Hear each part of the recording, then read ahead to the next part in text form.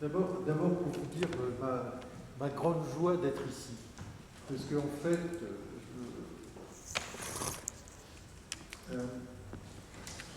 la recherche philanthropie sur le plan universitaire en France est assez faible aujourd'hui. Elle n'est pas, ça a été dit tout à l'heure, elle est assez insuffisante. On a vu un homme qui parlait du Québec, un Suisse qui nous fait aussi des livres. Mais je crois que c'est un besoin important en France de ce cas-là. Les opérateurs de philanthropie que nous sommes ont développé eux-mêmes une organisation de la recherche.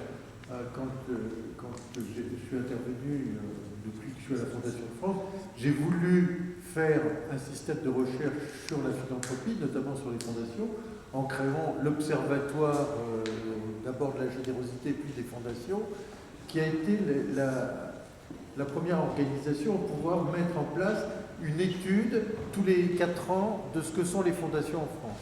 C'est-à-dire là, elle va sortir le mois prochain, c'est Laurence de Nervaux qui s'occupe de ça, après au livre de Laurence, à la Fondation. C'est-à-dire que de façon intrinsèque à la Fondation de France, on a 4 branches d'activité. On a une branche d'activité sur les vulnérabilités, sur le développement de la connaissance, sur l'environnement, et sur la philanthropie, le développement de la philanthropie. C'est-à-dire qu'on a investi, comme on a investi dans les soins palliatifs, on a investi dans la philanthropie avec une vraie vision. Et pour moi, c'est très important, parce que quand je suis arrivé à la Fondation de France en 92, donc il y a très longtemps, certains ne pouvaient pas être nés, c'était un moment où personne ne savait la différence entre une fondation et une association.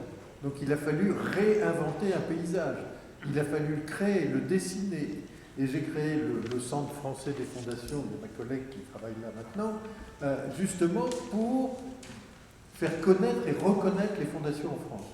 Donc le mouvement philanthropique sur les fondations a été une volonté politique extrêmement forte d'un certain nombre de gens, moi en particulier. Je me suis entouré d'un certain nombre de collègues. Le Centre français a été hébergé pendant 15 ans, non, jusqu'à il y a 2 ans, a été hébergé à la Fondation de France, donc on mettait des moyens là-dessus, et je crois que c'était le seul moyen d'avoir de l'impact sur un milieu qui naissait en France, alors qu'en fait, les fondations sont très anciennes, on va vous faire l'histoire, mais les pratiques que nous avions, c'était celles qu'on avait trouvées au Centre européen des fondations, puisque nous en sommes aussi fondateurs, et que nous avions trouvées aux États-Unis, au Council of Foundation. Et on voyait bien qu'il se développait un mouvement qui nécessitait qui allait de toute façon arriver en France. La création de la Fondation de France, c'est le germe du développement de la philanthropie en France. Donc déjà, ça a besoin d'analyse, il a fallu le temps d'installer tout ça, et ensuite des analyses. Des analyses comparatives ont été faites à l'EFC, au Centre européen des fondations, entre pays européens. Donc, vous voyez, on a structuré toute une recherche, mais qui est bien loin de votre recherche, et d'ailleurs, c'est très, moi, ce que je disais à vos collègues à Londres, j'étais très frappé de voir que toutes les références historiographiques que vous avez dans vos CV, elles sont relativement anciennes en fait. Et c'est un axe de recherche qui est vraiment un axe de recherche de vrais chercheurs. Alors je ne dis pas que Laurence n'est pas une vraie chercheuse, mais on fait ce qu'on appelle en médecine de la recherche opérationnelle. C'est-à-dire c'est un truc un peu différent. Et je dois dire que là-dessus, j'ai été, alors pour compléter, extrêmement intéressé par Boston. Parce que Boston est très intéressant, qui répond à vos questions, c'est que Boston est exactement au cœur de l'idée que nous, on a de ce qu'est la philanthropie. C'est-à-dire que c'est des opérations qui sont menées au service d'une population de périphérie, non pas, comme vous l'avez dit, et ça c'est tout à fait intéressant, l'aide sociale est individualiste, l'aide philanthropique est collective.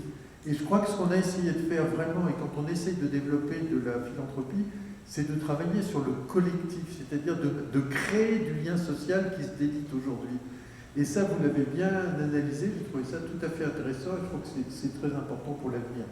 Donc voilà pourquoi, moi je trouve il y a plein de questions auxquelles on pourra répondre, mais on est des vrais praticiens.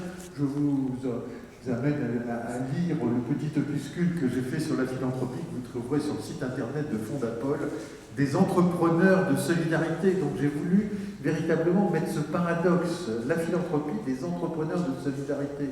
Et c'est vrai qu'aujourd'hui, on peut regarder les fondations non plus comme une chose traditionnelle, comme c'était en France de gros riches qui se font plaisir en défiscalisant, on va dire, je vais être schématique, mais plutôt comme des entrepreneurs sociaux, des gens qui ont envie de faire quelque chose. Et c'est pour ça que j'ai intitulé, et je fais de la socialisation des termes, pour revenir sur ce que dit Alexandre, c'est les fondations sont finalement des fonds d'innovation sociale, puisqu'il y a de l'argent, il y a de l'innovation, et on intervient sur un champ social. Donc on peut le regarder de façon un petit peu différente dans l'espace public aujourd'hui, et il faut aussi savoir moderniser les concepts, moderniser les mots, et leur donner la valeur de ce qu'est la philanthropie aujourd'hui par rapport à ce qu'elle était il y a 10 ans, il y a 15 ans. Alors je parle de la philanthropie individuelle, mais bon, notre collègue parlera de AXA, donc d'une entreprise, mais voilà, je crois que les 10 dernières années ont été absolument explosives en termes de création de fondations, en termes d'évolution, et aussi en matière d'axes de recherche pour nous sur un certain nombre de thèmes qui apparaissent. Et si on vous a proposé de faire l'étude sur les soins palliatifs, c'est parce que ce qui nous intéressait, c'était de voir comment l'intervention du secteur privé a un rôle sur les politiques publiques en matière de philanthropie, ce qui n'avait jamais été fait ou qui n'est quasiment pas fait en France. Et c'est pour ça que si on a voulu le faire chez vous, c'est que vous étiez à l'analyse des politiques publiques, comme il n'existe pas des analyses des politiques philanthropiques. Et pour ça, c'est intéressant parce que c'est aussi, non pas un problème de fiscalité, comme vous l'avez évoqué, qui est un sujet, mais surtout de montrer quel est l'intérêt que peut avoir le secteur qui est notre secteur sur les politiques publiques. Alors je ne sais pas si c'est activiste, comme le disait notre collègue tout à l'heure, ou c'est... Et la seule différence avec les fondations américaines aussi que je vois, et je passe le micro, c'est que c'est assez... Moi, je ne connais pas des fondations françaises qui disent on veut changer le monde. Alors que la philosophie des fondations américaines, c'est on veut changer le monde, c'est-à-dire le rendre meilleur. Nous, on ne cherche pas vraiment à rendre le monde meilleur, on essaye de rendre la vie meilleure pour les gens qui sont dans ce monde. Donc ça fait une petite différence quand même.